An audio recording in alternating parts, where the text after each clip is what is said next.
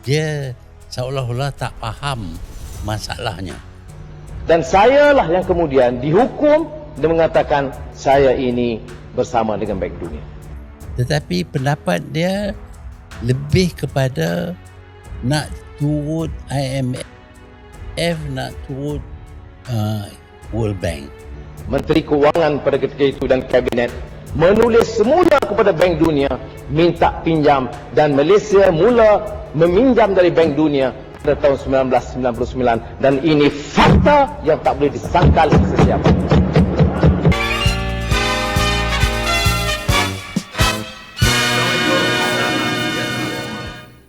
Saya pasti ramai antara penonton sudah pun menonton temu bual Tun Dr. Mahathir dengan Khairi Jamaluddin semalam. Saya juga sudah pun membuat live streaming mengenai isu ini. Ada satu bahagian yang mana Tun Mahathir membangkitkan isu krisis ekonomi 1998 yang mana berlaku pertembungan pendapat mengenai keperluan negara kita Malaysia pada waktu itu menggunakan IMF ataupun World Bank yang menyelesaikan isu krisis ekonomi pada waktu itu.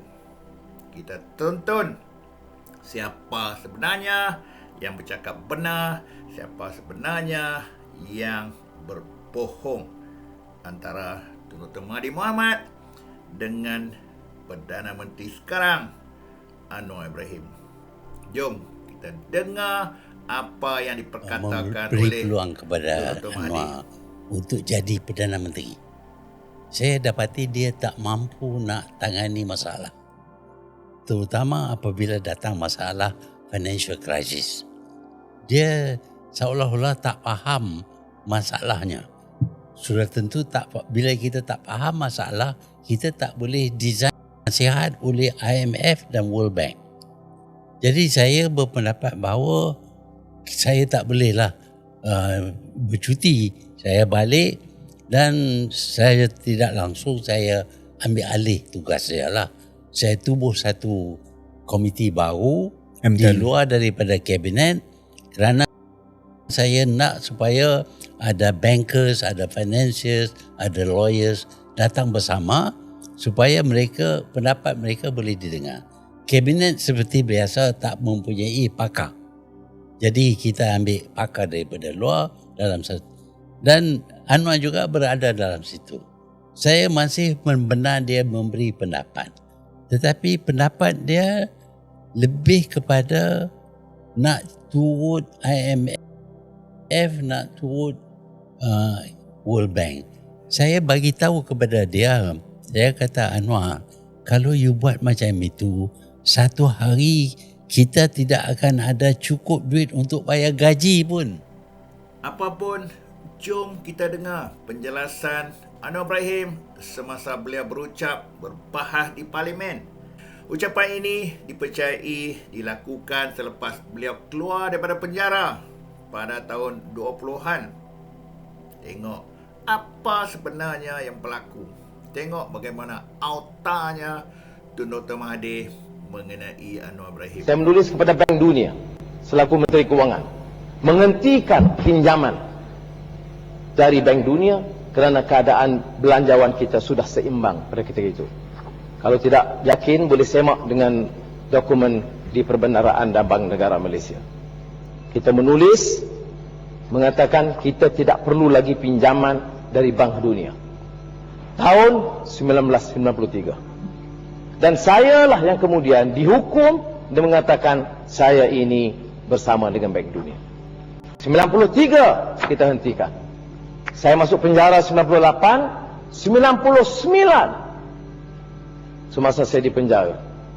Menteri Kewangan pada ketika itu dan Kabinet menulis semula kepada Bank Dunia minta pinjam, dan Malaysia mula meminjam dari Bank Dunia pada tahun 1999, dan ini fakta yang tak boleh disangkal sesiapa. Ya. Ini bezanya di antara fakta dan fitnah. Kemudian soal IMF, kita diserang dan institusi kewangan kita lemas. Rundingan dengan IMF itu, siapa sekalipun Menteri Kewangan, termasuk Menteri Kewangan sekarang, apa yang disebut Artikel 4, menghendaki rundingan diadakan. Soal setuju atau tidak soal lain.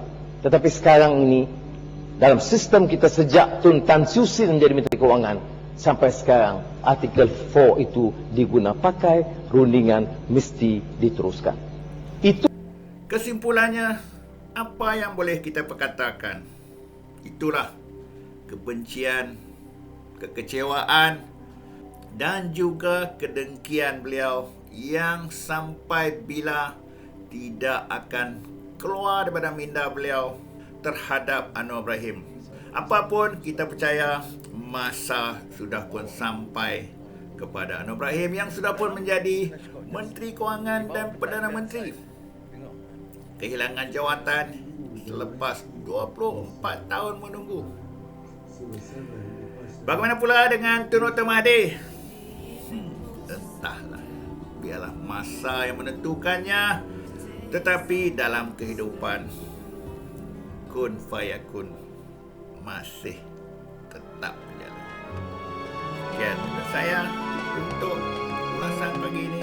Terima kasih kerana teruskan beri sokongan kepada saya.